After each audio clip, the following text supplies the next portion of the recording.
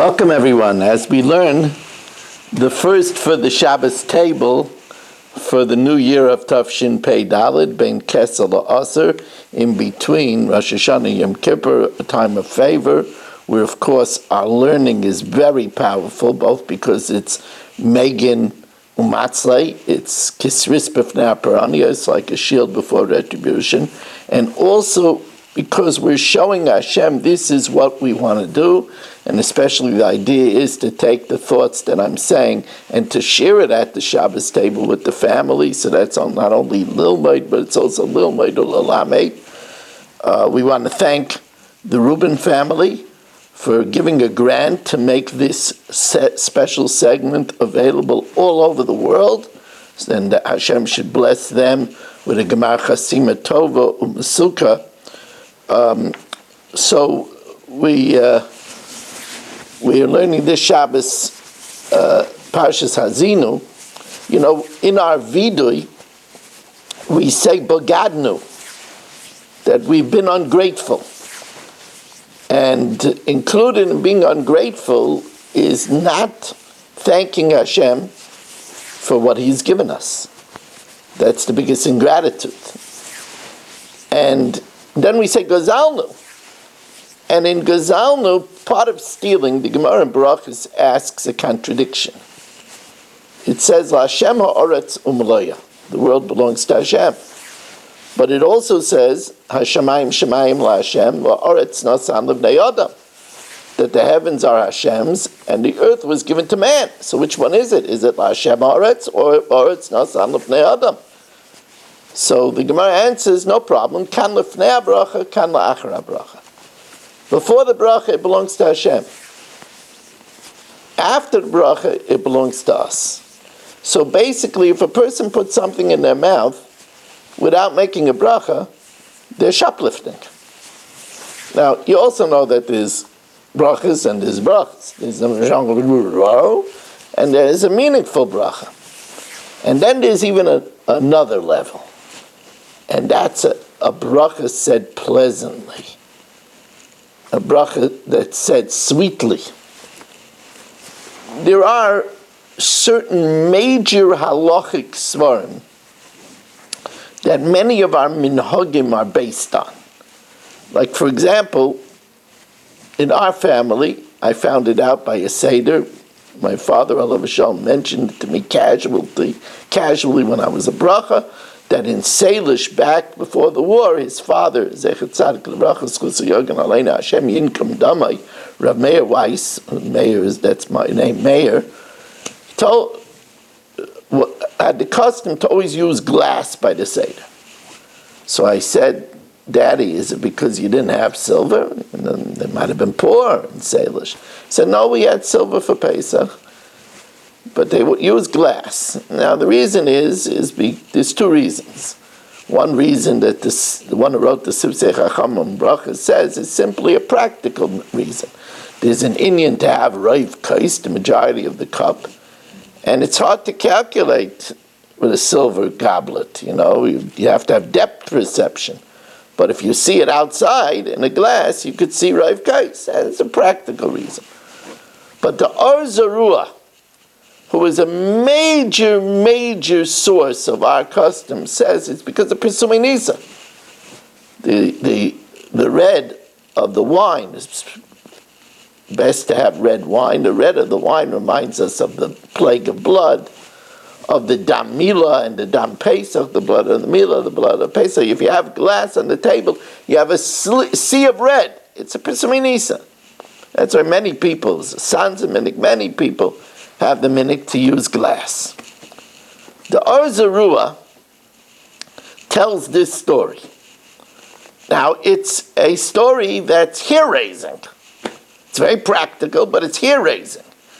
Now, it's not enough that the very highly accepted Sefer Or Zarua says it, but it's also quoted in the Mata Moshe, which is a handbook used all over Klal Yisrael, and El Yerabah, which is quoted in Halacha all over the place, and the Sefer Hagan, all quote from the Or Zarua this story. So it's a very accepted story.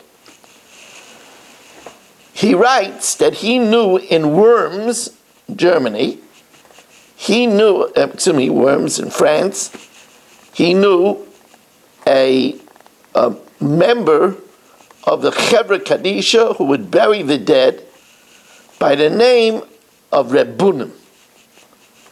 And Rabbunim told him personally this story, that one morning he got up early to come to shul, maybe Vasikin, and he sees in the shul, unusual sight.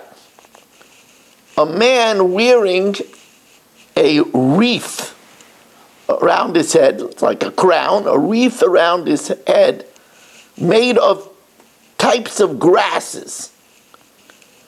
And when the man turned, he got a shock. He almost fainted. Doesn't say he almost fainted, but he said he got a pachad. He got the chills. He was afraid that it was a shade.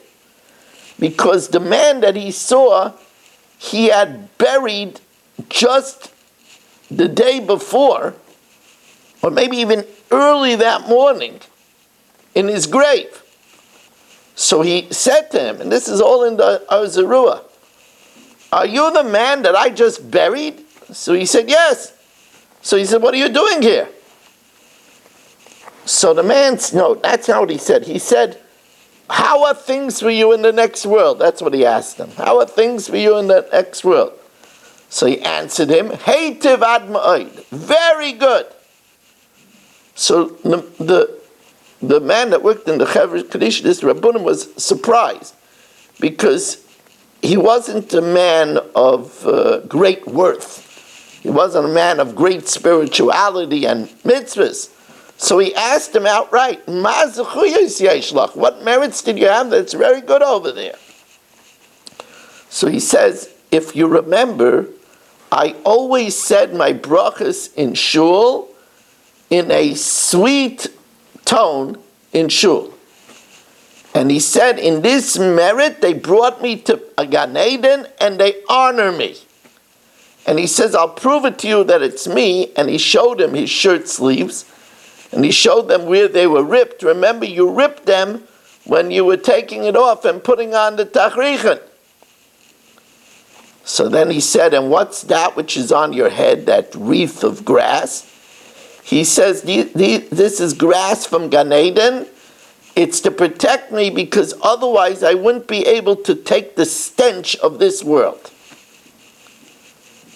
So the Haazinu writes, and I quote, "Kasafti aniya mechaber elu hamaisim, kidei sheyira yorei shemayim, God-fearing people should see it, v'yosem el libai, and take it to heart, v'yomer shivchayso shel HaKadosh Baruch Hu, b'kel noim, in a sweet way, u'b'kavana, v'yizge l'Gan Eden." It's really an exciting thing. And I was thinking that, we could start slow. We have a bracha that's a deraisa. Benching. Let's start singing our benching. Baruch atah Hashem Elokeinu melech haolam. To sing it with kavana, right? You say, right? Ki hu kel zon u'mefarnes lakol u'meitiv lakol. You're saying three things. Ki kel zon is food, u'mefarnes is clothing, u'meitiv is shelter. Just to say that. Baruch atah Hashem hazon es hakol. And then the next bracha, we also thank Hashem for Eretz Yisrael. Baruch atah Hashem ala haaretz v'ala masim. Now that might be peculiar to you. Some people say that they might have never been in Eretz Yisrael. All their life they're living in America. All their life they're living in Sydney. They're living in Johannesburg. They're living in London. But remember, all bracha emanates from Eretz Yisrael. Eretz asher Hashem alekecha doirei shoisa. That's why we always thank Hashem ala haaretz v'ala masim. And when we daven, we have another bracha that's deraisa, and that's birchas haTorah. Saying it so. Asher kiddishanu b'mitzvah yisav V'tzivanu la'asoik b'divrei soira, oy v'harevna, let it be sweet. That is another aspect. The reason why am I telling you this? It's not just because it's before Rosh Hashanah, because that's this week's parsha. It says, Kishem Hashem Ekra, I will say the name of Hashem and call it out. Havu Godel Elokeinu, ascribe greatness to Hashem. It's a very big thing. Now, also, when you're home and you make your bracha out loud, Baruch atah Hashem Elokeinu melech haolam shehakol niyeh bidvaro, and your wife is sitting there, your husband is sitting there, and they get to answer Amen. That's an act of love. You want your wife to live long? Give her a chance to answer Amen. Kol ha'oina Amen marichen la'yama v'shneisa. So when spouses get a chance to cause their spouse, here's a wife, she says, Baruch atah Hashem Elokeinu melech haolam borei minei mezainis. She's going to have a piece of cake. Or she's health conscious, so she's going to have a handful of almonds. Not doing a seis mechuva, speaking about cake, but all the time. Baruch atah Hashem Elokeinu melech haolam borei pri yoetz. And her husband answers Amen. She gets the feeling that she's helping him to have long life. Now it's more than that too. I told you a big chiddush from Rav Chaim Kanievsky, which is cited in the Art Scrolls, Rav Chaim Kanievsky on the Siddur of weekdays. Rav Chaim Kanievsky, when he made the Birchas HaShachar, and his Rebbetzin answered Amen, he told her, when you answer Amen, have in mind to be mitzi me with the Amen, so that he should get the schus of the Amen. Now that's an interesting thing, because you don't answer Amen to your own bracha. It sounds ridiculous. If you're saying it, then why do you have to say it's true? Why do you have to say I believe in it? But if the person who answers Amen has in mind, you could be yaitzi with that. So when here you are, you make your bracha out loud, bari minei mezainis, you make your bari pri adam on some broccoli, and your wife answers Amen, and she has you in mind, you helped her live long, she has you in mind, you listen to her Amen, and Shemeh K'aina, you get the schus of the Amen too. It's really, it's a treasure trove of schusim. It's a treasure trove of schusim. And it goes further. Rabbeinu Bachya says that when you answer Amen, you shouldn't only answer the Amen on the Shahakol Niyeh Bidvaro, but you should also answer the Amen on the Baruch Atah Hashem. Right? By the way, that's also included in this pasuk, Kishem Hashem Ekra, I say the bracha, Havu Gaidal Elokeinu, you ascribe greatness to Hashem by answering the Amen. Now we know what a big thing on the Oina Amen is. Gadol Oina Amen Yaisim and Amavarech, because the one that makes the bracha is the first aid. The one that answers Amen is the second aid. And Al Pishnayim Eidim Yakim Davar. By the way, that besides that we see here that Hashem had publicized somebody come back from the next world and just say his loud, sweet bracha, had them respect him in the next world. It's really, it really excites us. Here people are looking Shabbos Shuvah and Yom Kippur to make a new Kabbalah. What a new Kabbalah to say our brachas more feelingly, more slowly. The Shalei Asani Oved. There are people today, they work like avodim. Somebody called me up if I could say Kaddish for his mother. Because he's on a 12-hour shift, he can't get off. He could go inside and daven a quick minute, but he can't go and daven in shul. He'll lose his job. People are avodim. Person has it easy, they're not an eved. Person is not walking around hunchback, Zilkif Kafufim, Hashem straightens out. You get up from sleep, you're bent. You get up, you could straighten up. A person could see Paikeach Ivrim, no cataracts and no other problems, macular degeneration. Here's a person Baruch Hashem, he could say, I'm able to pay my bills, I sleep in the night, Sha'asali kol tzarki, to say the bracha slowly. You know that the famous Shach al-Torah written like 500 years ago is one of the Gurei HaArizal, Tzadik L'Vrach S'chusi Yoganenu, in Parshas Ekiv. He writes like this, Shamati shekol ha-nizir bebrachos, whoever is careful with brachas, she'enoi machnes legufoi shum davar b'loi bracha rishayim v'achrayna. He's careful not to be a thief. He knows that it's only Hashem's if he pays with the bracha. So he's careful. He's mindful. You know, like I have to pay. I would never think of taking something from the store without paying it. Same thing. Until we pay with the bracha, it's Hashem or it's a malaya. Only afterwards is it haaretz nasan l'bnei adam. So he says, again, I quote, Shekol ha-nizir bebracha she'ena machnes legufay shum davar b'loi bracha rishayna v'achrayna kishemeis, when he dies, eina toiloim sholtim begufay. He won't have maggots and worms attack his body.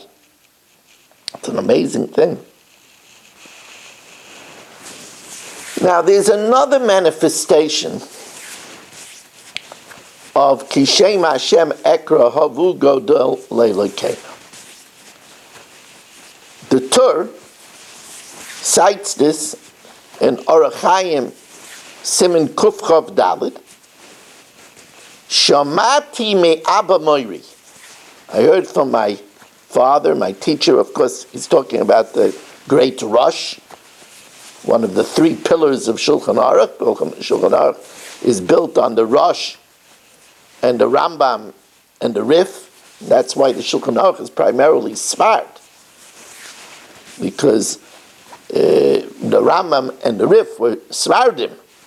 So whenever there was a argument, they outnumbered the Rosh, who was Ashkenazic Jewry, 2-1. That's why the Ramah wrote the edition of the Ashkenazic way of doing it.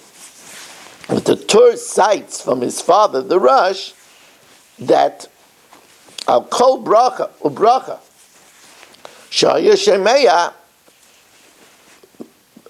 he would say Baruch Hu Uvaruch Shemai.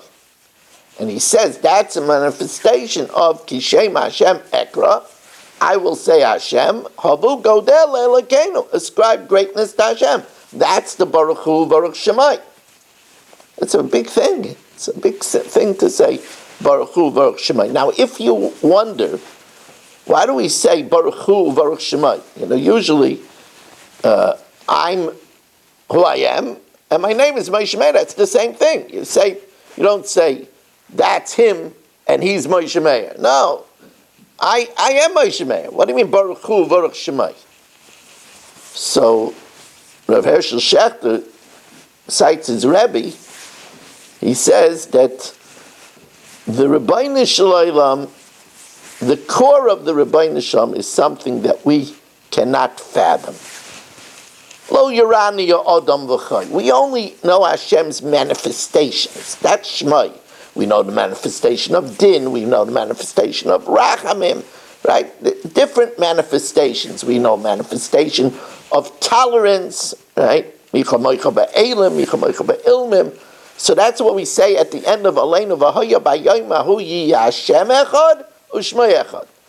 There's the core of Hashem Himself, which is beyond what we can comprehend. So we say in Shemona Esrei, Hakel, the Almighty, Hagadol, He's great, Hagibar, He's mighty, Hanoira, right? Hagadol is the midah of Chesed of Abraham, Hagibar is the midah of Avodah of Yitzchak, Hanoira is Torah, the Tiferes of Yaakov, and then we say Kel Elyon, God, way above something that we can't comprehend.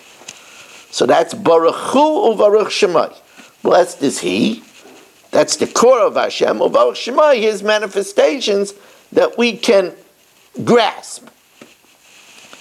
Now, the The Torah Tamima has a sefer on davening called the Baruch Sha'amar.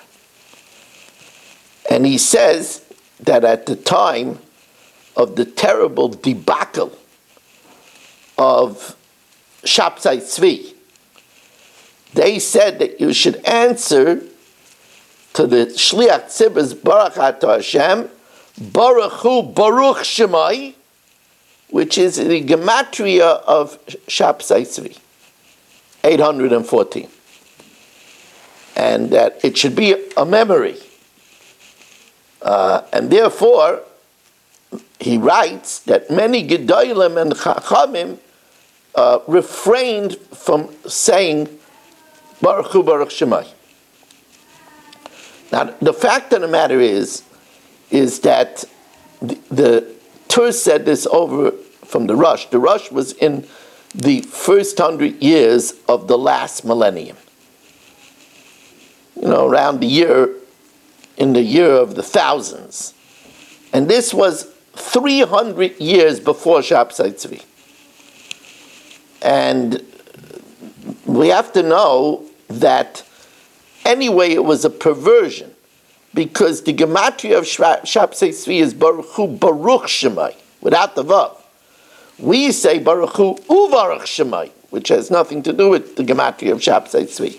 Now it's true that the Vilna Gaon in the Ma'aser Rav says that we should pay attention to the Amen. It's not such a big thing to say Baruch Hu Baruch Shemai, because the Baal Tefillah doesn't wait that long, and you're going to end up losing the Amen, because you're going to say Baruch Hu Baruch Shemai is already going to be finished with the bracha, and you don't want to make an Amen Yisayma. Today, however, the Chazan pauses Baruch Atah Hashem, and people have time to answer Baruch Hu Baruch Shemai, and again, it's a very big thing, because it's Kishem Hashem Ekra Havu Gadol Elokeinu, and this is over 1,000 years old from the great Rosh, one of the fathers of Ashkenazic Jewry. I want to tell you one more thing. And remember, this Shabbos, don't lose out from doing tshuva. This is the time. Strike when the iron is hot. Like I said in the main tshuva drasha, the Heilige Rishon said, Im Toshiv Mi Shabbos, if you start doing tshuva from Shabbos, you don't wait till Yom Kippur, you start on Shabbos Shuvah. And you're doing tshuva from what? From Raglecha. To break out of the habits that you have. Well, we have a lot of habits. We say things without kavanah, we have a lot of habits. We don't bother to say thank you to our spouses. Then Hashem will do your desires on His holy day. It says, Atzur Tomim Pa'alai. Hashem, the rock, His works are perfect. Kichol Drachav Mishpat. All His ways are just. Kel Emuna, a faithful God. Ve'ein Aval, is no iniquity. There's no perversion. Tzaddik, he's righteous, v'yosher. It's straight. It says righteous, but then it adds yosher. It says, V'sisa yosher v'atoiv, b'kudei Hashem yeshorim. What does yosher mean? Now we know that Bereshis is called Sefer HaYosher. Why? Because it tells us the story of the Yesharim, and it refers in Yeshua. It says Halohi Ksuva Al Sefer HaYosher. It's referring to Bereshis. It referring to Abraham, Yitzchak, and Yaakov. Bilam said, "Thomas Nafshi Mois Yesharim." Yosher means straight. Like, a taxi driver. The taxi driver, he asks you, where should you go? And so you tell him, Yashar, Yashar, just go straight. The Netziv says an interesting thing. He says, why was the Bayis Sheni destroyed? There were a lot of tzaddikim. Why were they destroyed? There were a lot of people learning Torah. But it was a time where there were tzedokим in our midst. And as soon as somebody didn't behave exactly like your minig, they were accused of being tzedakим. And there was a crookedness in the heart of people that led to sinas chinam, and it led to the destruction of the temple. He says, our others, they were straight with everybody. There wasn't a crookedness. Avraham Avinu was even mispal for Stoim V'Amayra. Even though he hated the riches of their way, it was the antithesis of his way of kindness.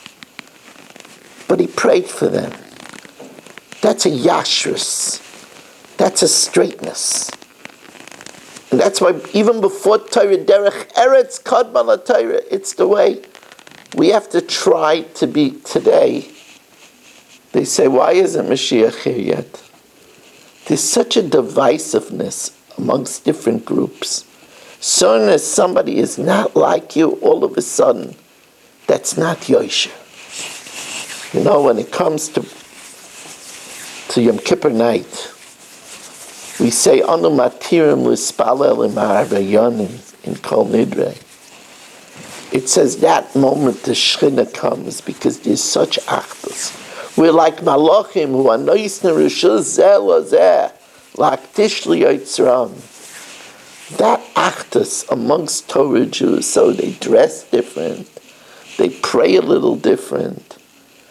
The women wear a little different type of head covering, a spitzel, a techel, a sheitel, a little longer, a little shorter. We need to be Yosher.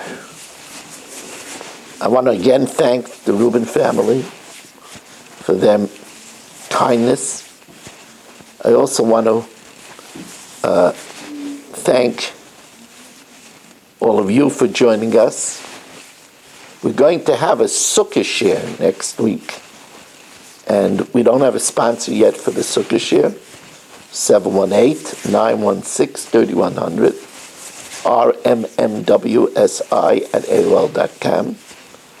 Thank you so much for joining us. And Me'umke Dalibi, we should all have a year with no scares, great health, sweet shalom bayis, wonderful parnas and nachas from children, good shidduchim, healthy babies, healthy mammies, hatzach and ruchnias and gashmias, and the bias gel tzedek b'mheir b'yameinu.